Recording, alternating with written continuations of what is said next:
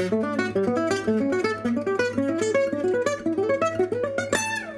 this is Jeffrey Paul Ross for NextLevelGuitar.com. Today we're going to work on another little arpeggio exercise. We're going to cycle through those chords. I use this, we'll be in the key of D major, and I use this for, for playing a song in the key of D. I will try to put that in somewhere.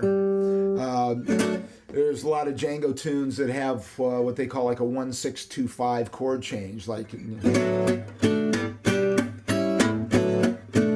you can put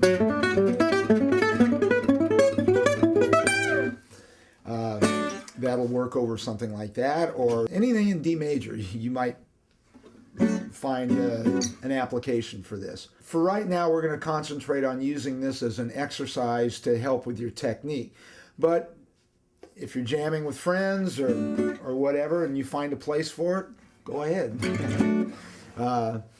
So I'm going to play these chords so you can see the shapes that I'm going to be going in and out of.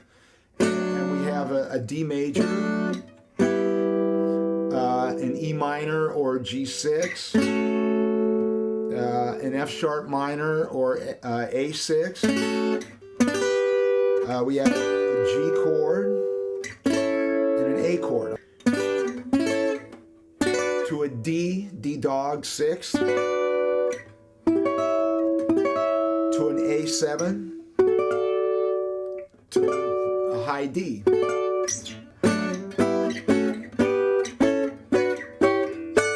So now I'm going to break all these chords down into arpeggios.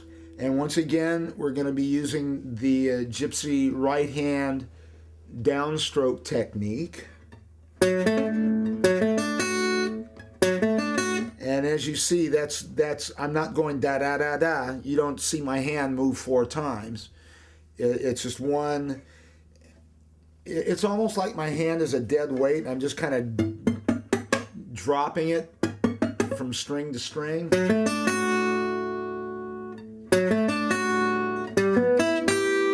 So now we're going to break these arpeggios down, and you'll get a good close-up look at what I'm doing. So the first one is this D chord. We're starting here with our 3rd finger on the 4th fret on the D string. 1st finger on the G string on the 2nd fret.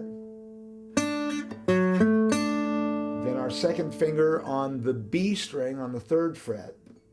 And then finally our 1st finger on the 2nd fret on the high E string.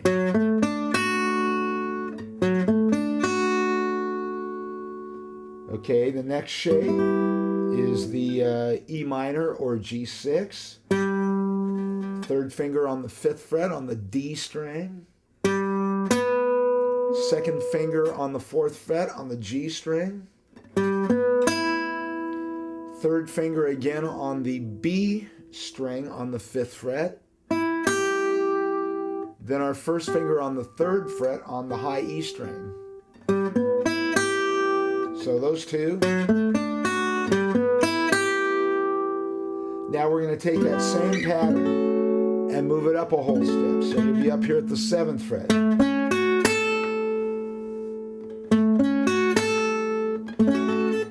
Once again, that's off of an A6 or an F sharp minor. Now the next one is like the first one, except you're up here, starting it at the 9th fret with your 3rd finger on the D string. Then 1st finger on the G string on the 7th fret. 2nd finger on the B string on the 8th fret. 1st finger on the high E string on the 7th fret. See? Same pattern. Now you're going to move that up a whole step.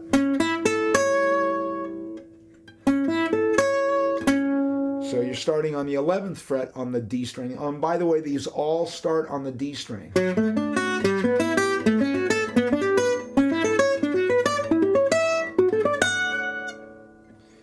So now we're up here.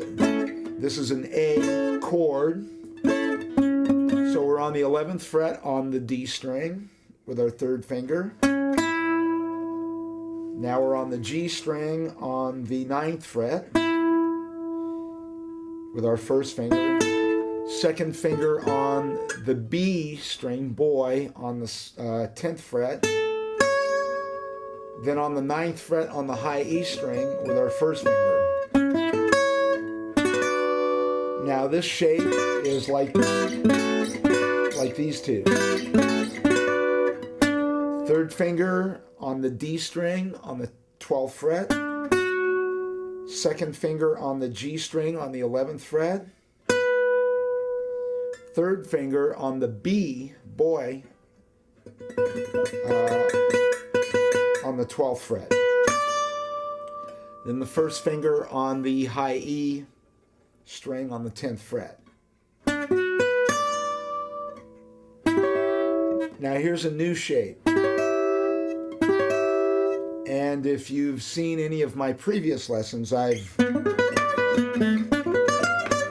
used that shape quite extensively. It's here we're going to think of it as an A7. And we're going to be starting on the 14th fret on the D string again with our third finger. 12th fret on the G string, the octave. The next note is on the 14th fret on the B, boy string, with our third finger. And then our first finger is on the octave fret, the 12th fret, on the high E string. And then to end it, and that is the same as this, just an octave above. So we're up here on the 16th fret. Third finger on the D string on the 16th fret. First finger on the G string on the 14th fret. Second finger on the 15th fret on the B string. Then back down to the 14th fret on the high E string with our first finger.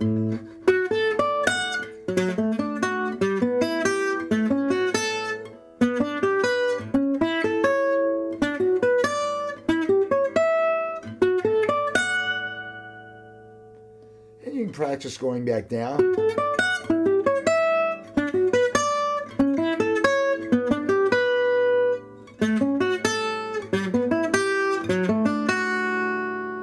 So we do the D major.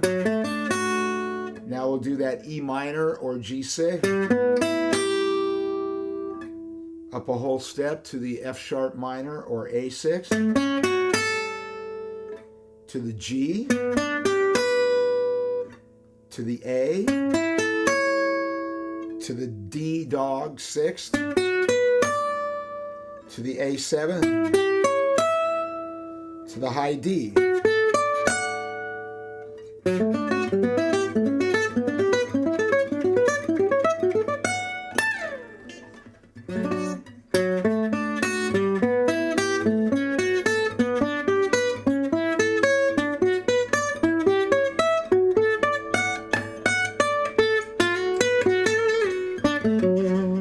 And you can finish that however you want. We'll look at this as an exercise for now, but once you're able to cycle through all those changes, once again start mixing and matching, and find some Django tunes that are in the key of D and see if you can fit those in. You may only be able to fit part of it. Yeah, and it's,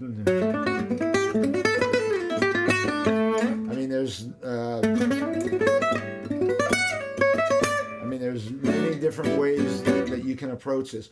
But for now, cycle through all the changes and make sure you have all those. And once again, practice them very slowly, you know, with a metronome if you can.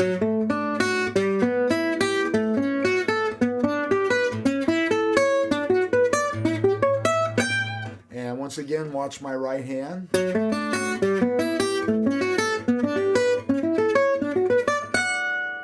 Once you get proficient at that, you can start changing them around.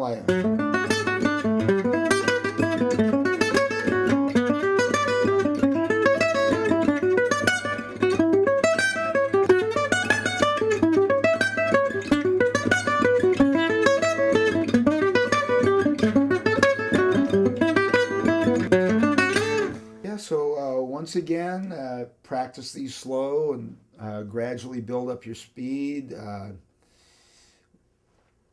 Don't try to rush and play sloppy. You know, make sure you get each note and it's neat and the timing is even before you kick up the metronome a notch or however you're practicing. It's been Jeffrey Paul Ross for nextlevelguitar.com.